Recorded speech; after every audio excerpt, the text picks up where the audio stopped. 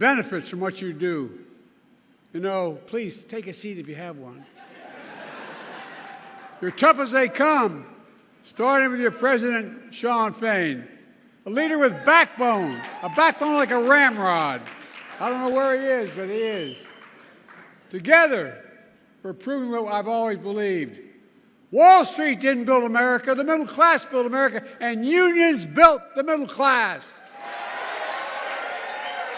That's a fact. Look, I kept my commitment to be the most pro-union president ever. I'm proud you have my back. Let me just say I'm honored to have your back and you have mine. That's the deal. It comes down to seeing the world the same way. It's not complicated. You know, my dad, who never went to college, was the smartest, toughest, most gracious man I knew, who managed a car dealership for the bulk of my life, taught me a very important lesson. He'd say, Joey, this is God's truth. A job is about a lot more than a paycheck. It's about decency. It's about your dignity. It's about your place in the community. It's about being able to look your kid in the eye and say, honey, it's going to be okay, and mean it, and mean it. Folks, that's what the UAW is all about, and it's always been that way.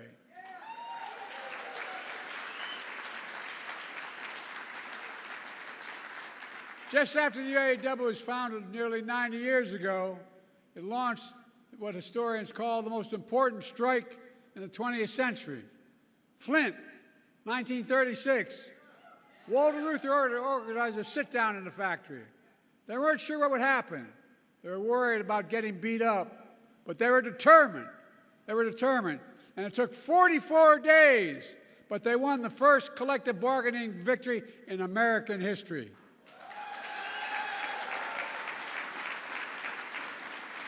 And the leadership of the UAW spread across the country. It led to the first substantial wage increase in a long time, the first cost of living allowance, the first employer-provided health care. Within 4 years, workers across the entire auto industry unionized, inspiring workers across other industries as well, giving life to new industries in the labor movement. I share that history with you because all of you made history again. I'm confident, and I mean this, 90 years from now, people are going to look back on the impact you had, you in this room. Just like them 90 years ago, you matter now. You lead. And I respect all of you here today. You represent unions that always led, always lifted, and always inspired workers. The UAW legacy from Walter Reuther to Shawn Fain today. Shawn, you took a lot of heat, but you demonstrated extraordinary leadership. You did. And that's what I saw a few months ago during your historic UAW strike. The time, this time, in Belleville, Michigan. And I'll say I was so damn proud to stand in that picket line with you. It's not the first UAW picket line I stood in my home state of Delaware. I've done it many times. But it's the first time a president did it, I found out later.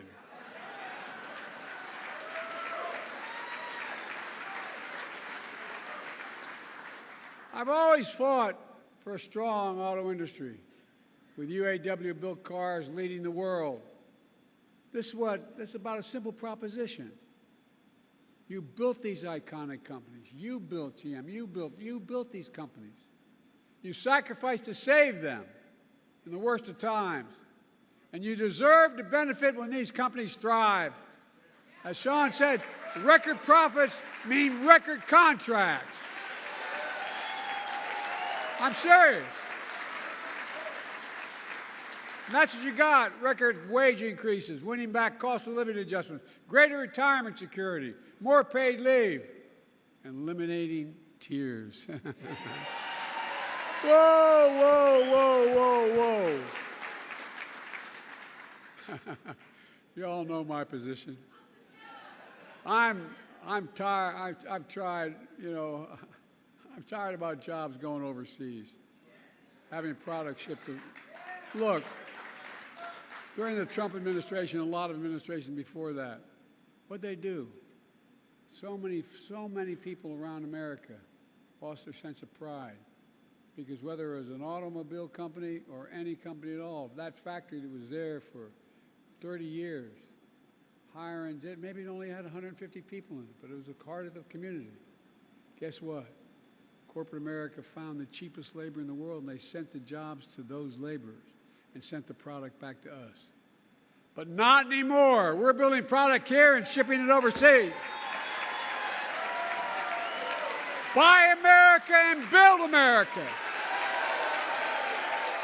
I mean it. And what's really important, you made sure the auto future of the world will be made in America. Oh, I mean it. You know, I'm going to digress just a second. Most people don't know that back in the 30s, when Roosevelt was talking about the value of unions, he didn't just say unions are okay. He said any product that, in fact, the Congress, any money that Congress gives the president to spend to build a product, whether it's an aircraft carrier, an automobile, a tank, or a staircase, no matter what that was, it should be built.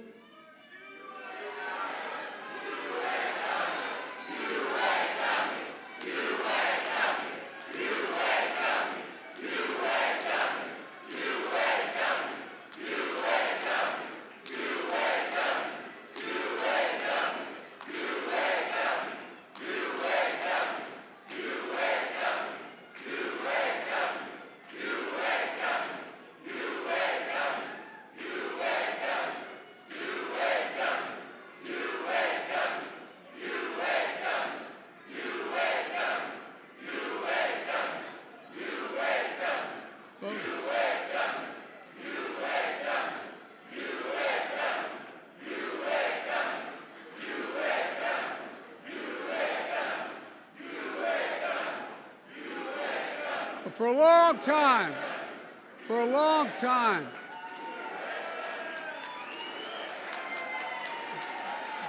time,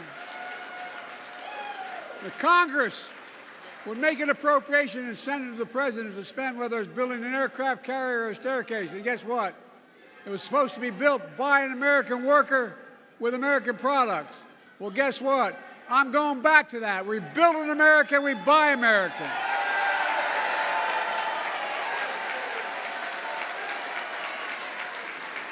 And here's what you all did. You won commitments from the big three to create thousands of more jobs, to invest tens of billions more dollars, building an auto future made in America. It wasn't just about what you did for the UAW workers. The fact is you've transformed the entire auto industry. That's not yet unionized, or as we call that, the UAW bump. Because of you, Toyota, Volkswagen, Nissan, Tulsa, all gave their workers double-digit raises. Because of you. Workers across the country have seen the largest wage increases for workers building cars and trucks and any other transportation equipment in nearly 30 years. Thousands of these workers are already asking to join your union. Even before this, the UAW has been expanding its reach to workers in auto plants and from auto plants to casinos. You can tell I don't spend much time there. But guess what most people don't know? What the UAW represents researchers in higher education and workers. And because of this union, I'm pleased and proud that you expanded the UAW to include 5,000 researchers at the National Institute of Health, UAW workers.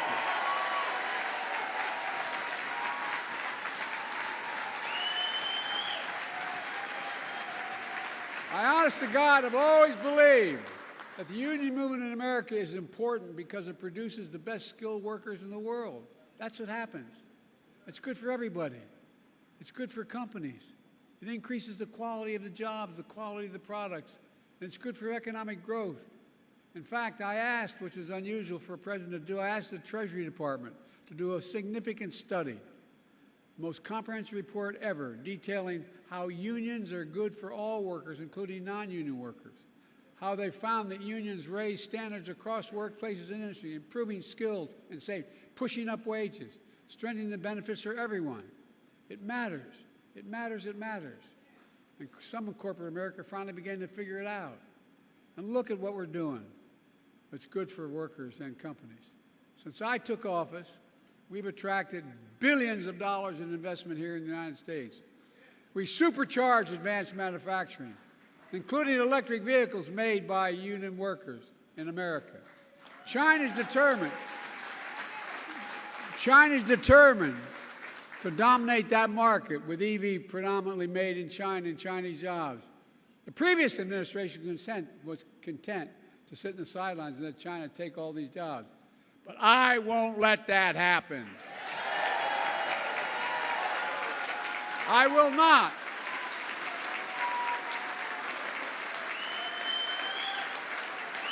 That's why I pushed and drafted the CHIPS and Science Act, investing more than $50 billion in manufacturing semiconductors here at home.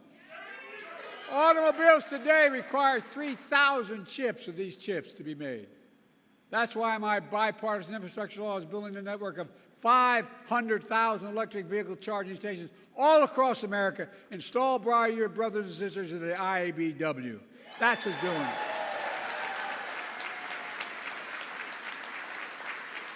That's why the Inflation Reduction Act, which the other team, not a single person, supported, that I signed into law, dramatically, there's a dramatic incentive for the big three and other auto companies to make it here, their future here in America, with American jobs. Jobs that we want to make union jobs. That's why I announced $12 billion to help companies that respect their workers implement a just transition to electric vehicle future. Because I strongly believe that companies transitioning to new technology should retool, reboot, and rehire in the same factories, in the same communities with comparable wages.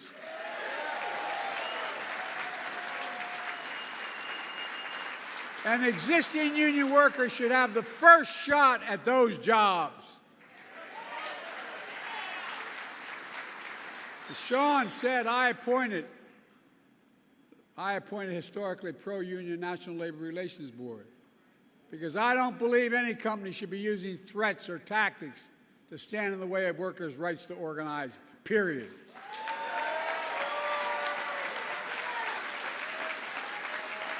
And folks,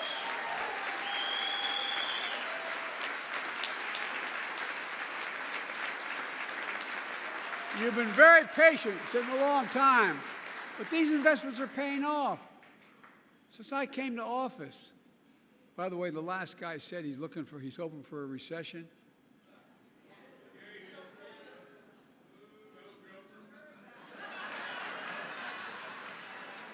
Because he does not want to be the next Herbert Hoover. He's already Herbert Hoover. He's the only president other than Herbert Hoover who lost jobs when he was president. Look, since I came to office, with your help, we've created 14 million new jobs. 14 million. Nearly 800,000 manufacturing jobs nationwide. And that means we're creating American jobs and exporting American products instead of the other way around like we saw for too long. Unemployment has been below 4% for the longest stretch in 50 years, and it's going down. Wages are up. Household wealth is up. We have the lowest inflation and fastest recovery of any major economy in the world. We have the fastest growing economy in the world. I know we have more to do, and we're making real progress. Over the last year, prices are down on everyday items from a gallon of gasoline to a gallon of milk. And folks are beginning to feel it. Last week, we saw one of the biggest jumps in how positive consumers are about feeling about their personal circumstance. But we have more work to do. But our plan is delivering for the American people, building an economy from the middle out and the bottom up, not the top down. That's what I said I was going to do. That's what I tried to do as a senator and vice president. But because when we do that, the poor have a ladder up and the middle class does well, and the wealthy do well, although they should be paying a hell of a lot more taxes.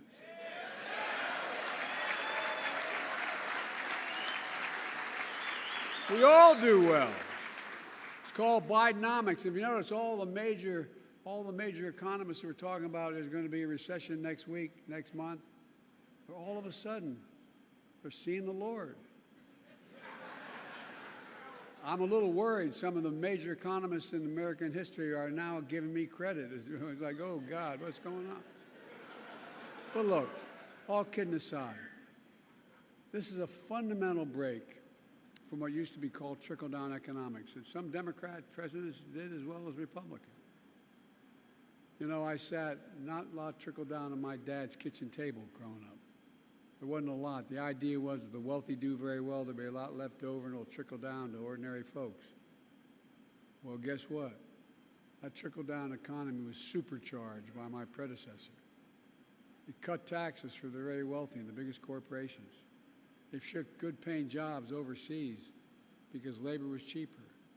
It shrank public investment in infrastructure and education, invested less.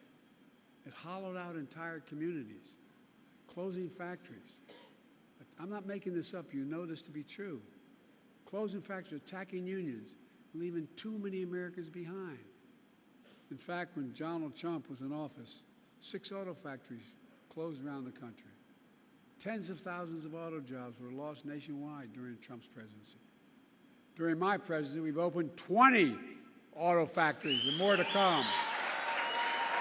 We've created more than 250,000 auto jobs all across America. And while I stood in solidarity with you on the picket line, as your president said, I went on a picket line, Donald Trump went to a non-union shop and attacked you.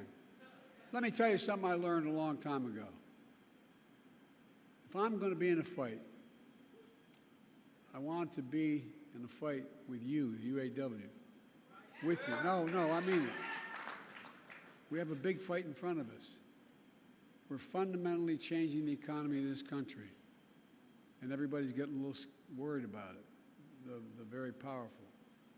Some are seeing the light, but changing the economy, taking it from an economy that takes care of those at the top, and changing an economy that gives people who built this country a fair shot. Again, back to my dad. All anyone wants is just a fair shot. Just a fair shot. An even shot to be able to make it. That's what my economic plan is all about. That's what the UAW is all about. That's what your battle has been about. The days of working people being dealt out of the deal are over in this country as long as I'm president. Working people are going to get their fair share. You've earned it. You fought for it. And you deserve it. So today I want to say to all of you, thank you. Thank you. I could not be more proud or more honored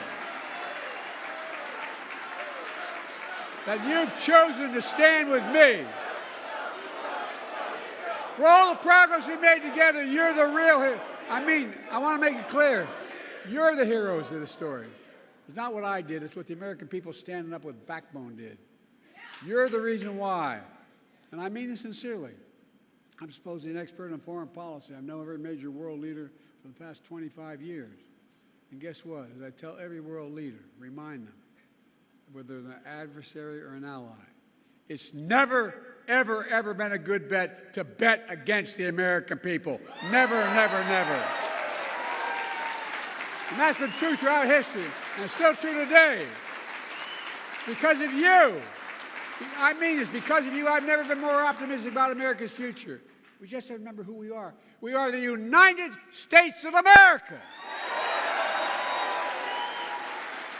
And I mean this. There's nothing beyond our capacity when we work together. We're the only nation in the world that's come out of every crisis stronger than we went in. So God bless you all, and may God protect our troops, and God bless the American worker. Thank you, thank you, thank you.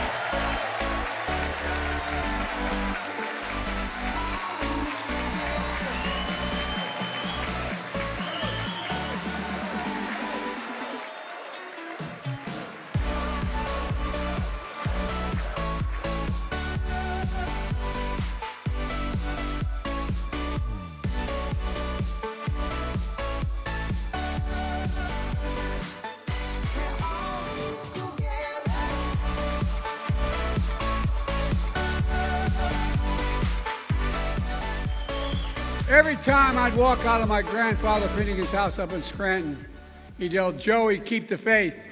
My grandmother would come to the door and say, "No, Joey, spread it. Let's spread the faith."